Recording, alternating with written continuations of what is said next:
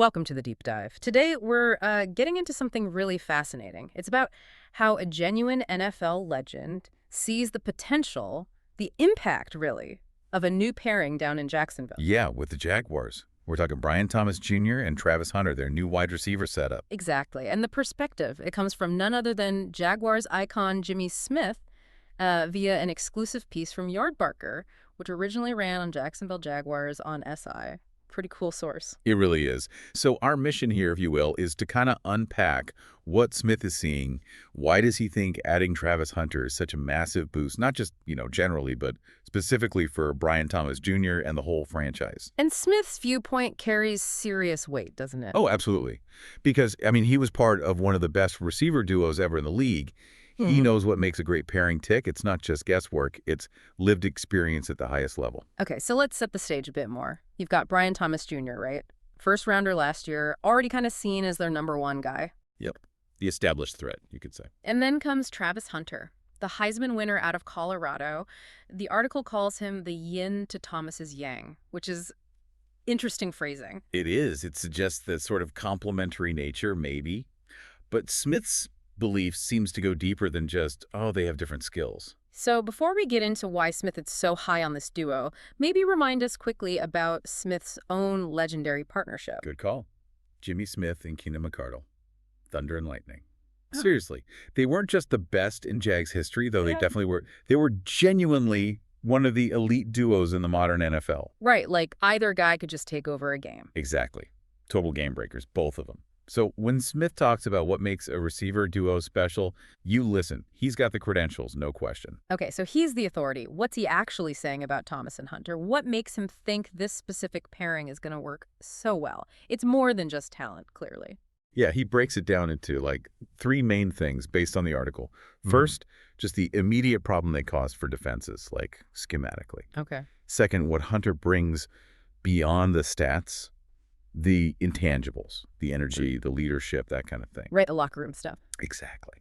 And third, and this is maybe the most fascinating part, drawing from his own career, this idea of internal competition between the two of them. Okay, let's dig into that first one, the defensive dilemma. How does Smith frame that challenge? What's the issue for the opposing team? Well, he puts it really simply, actually. He asks the core question any defensive coordinator facing them has to answer. Do they double Brian or do they double Travis? Ah, right. Pick your poison. Precisely. And he even adds, if you don't commit to doubling one, you might have, quote, another Travis in the backfield that may hurt you.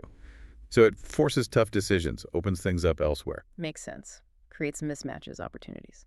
Okay, so beyond the X's and O's, you mentioned the intangibles Hunter brings. What does Smith highlight there? He really leans into this. He says Hunter's going to bring a lot of energy and attitude and the will to win. That's huge. Yeah, you can't really coach that kind of stuff. Not really. And Smith believes it's contagious too. He thinks it'll carry over in the locker room and rub off on a lot of players. Think about it. He's basically praising a rookie, Hunter, for having the potential to be a locker room team leader. Wow, from Jimmy Smith, that's some serious praise for a guy who hasn't played an NFL snap yet. It really is. It speaks volumes about what he sees in Hunter's makeup, not just his talent. Okay, and then the third point, the one you said was maybe the most interesting, the internal competition.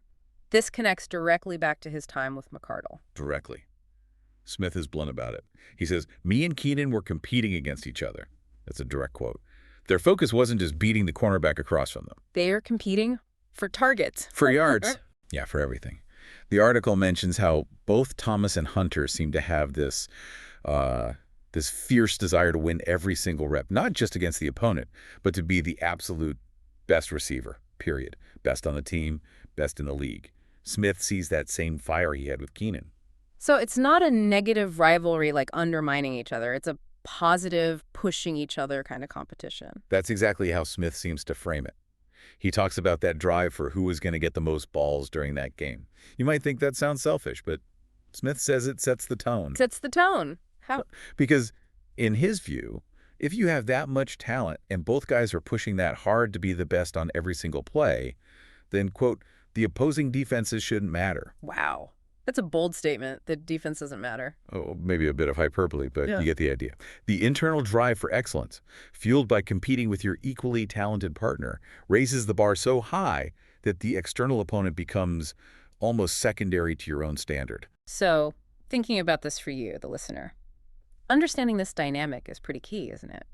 It shows how elite athletes can push each other. It's not just about adding talent A to talent B. Right. It's about synergy. It's about that competitive fire, but channeled productively. It makes both individuals better, and obviously, the team benefits massively. It's a specific kind of chemistry. It goes way beyond just looking at their 40 times or their catch radius. It's this psychological edge they gain from pushing each other. Exactly. That internal drive, that friendly but fierce competition. Which leads to maybe a final thought to chew on. Yeah. Well, think about this dynamic. This idea that you reach peak performance partly by competing with, not just against. Where else do you see that? What other partnerships, maybe even outside of sports entirely, achieve their best work because of that kind of internal focused rivalry? Huh. Like pushing your teammate makes you better than just fighting the external problem alone. Right. What does that tell you about what really drives high performance? It's an interesting angle to consider, isn't it?